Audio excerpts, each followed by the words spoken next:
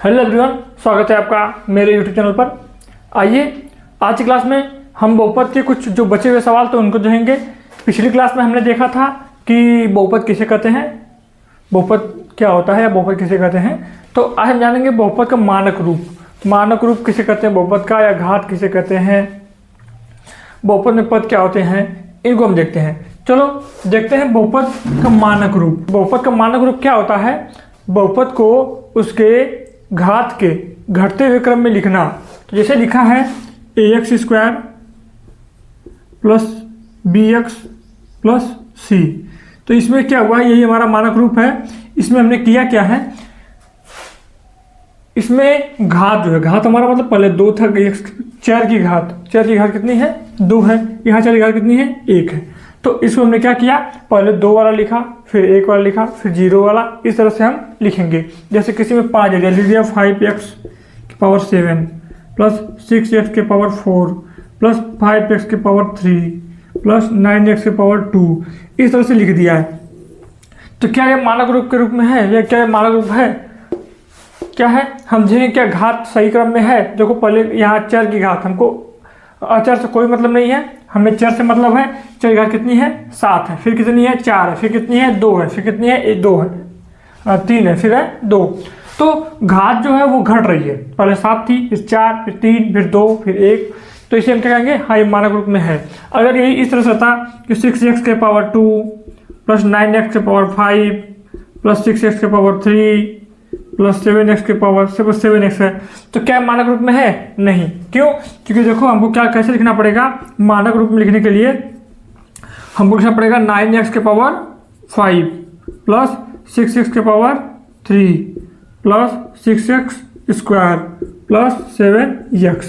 इस तरह से हम जब भी घातों को उसके घटते हुए क्रम में लिख देंगे तो हमारे बहुपद का मानक रूप हो जाएगा। बहुत ही आसान है, यही रूप है। तो मानक रूप आपको समझ में आ गया होगा। हम आते हैं अब घात में। घात क्या होती है?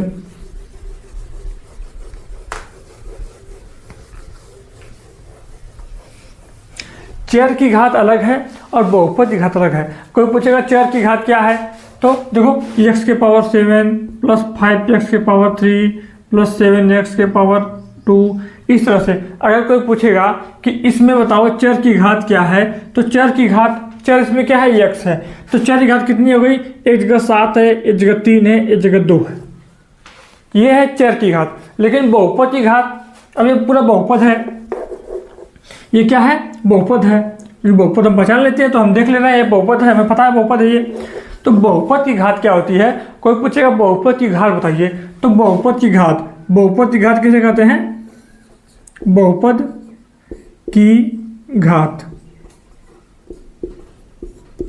किसे कहते हैं? बहुपद की सबसे बड़ी घात होगी। तो बहुपद की सबसे बड़ी घात क्या है, 7। तो इसकी घात क्या हो गई, 7। सबसे बड़ी घात केवल और केवल सबसे बड़ी घात को लिखेंगे। लेकिन अगर पूछेगा चर की घात, तो चर की घात तो 7 भी है, 3 भी है, 2 भी है।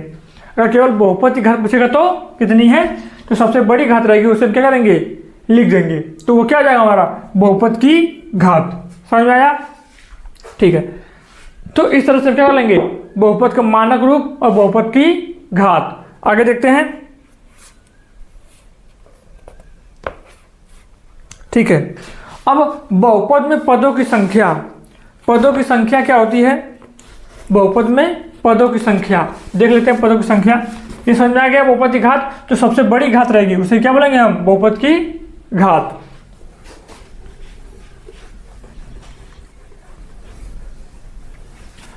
देखो प्लस या माइनस से ही हम पदों को अलग करते हैं। बहुपद में हमें पदों की संख्या को हम कब गिनेंगे, जब कोई प्लस या माइनस जाए। है 6x, इसमें प्लस या माइनस है नहीं, तो ये क्या है, हमारा एक पदी बहुपद है। तो ये पूछेगा कि ये किस प्रकार का बहुपद है, तो क्या बोलेंगे, एक पदी बहुपद। अगर इसमें प्लस या माइनस कहीं आ गए, जैसे 6x square plus 5x minus 7, तो जब प्लस या माइनस आ गया तो हम पद की संख्या को बढ़ा लेंगे। तो ये हो गया एक पद, फिर प्लस आ गया, इसका मतलब दूसरा पद आएगा, तो दूसरा पद आ गया, फिर आ गया माइनस, फिर आ गया तीसरा पद। गुणा में नहीं होता, जैसे गुणा दे दिया है तो इसमें पदों की संख्या कितनी है, पदों की संख्या 3 है, 3 पदों की संख्या है। अगर हम ये बोले कि 6x मल्टीप्लाई 5x। तो इसमें पदों की संख्या कितनी है?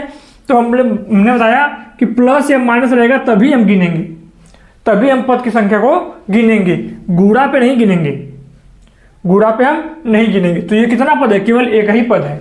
इसके बाद अगर हम लगा दें कि 5x मल्टीप्लाई 6y, तो ये क्या हो गया? एक पद ही हो गया, प्लस आ गया, इसका मतलब एक पद और आएगा तो दूसरा पद हो गया। इसमें कितने पद हैं? 2 पद हैं। तो पदों की संख्या को जब प्लस या माइनस आता है तभी हम जोड़ गिनते हैं, अगर गुणा रहेगा या भाग रहेगा तो हम नहीं गिनेंगे। ठीक है, तो ये एक पदी, द्विपदी, त्रिपदी जितने पद रहेंगे उस हिसाब से हम उसको उस बहुपद को गिनेंगे। जैसे अगर जिसमें 3 पद है उसे हम बोलेंगे त्रिपदी बहुपद, जिसमें 2 पद है उसे बोलेंगे हम द्विपदी बहुपद, जिसमें 1 पद है उसे बोलेंगे हम एकपदी बहुपद। आसान है? ठीक है। अब घात के रूप में देख लेते हैं। घात के रूप में किस प्रकार से रहेगा? एक पदी, द्विपदी, त्रिपदी हो गया।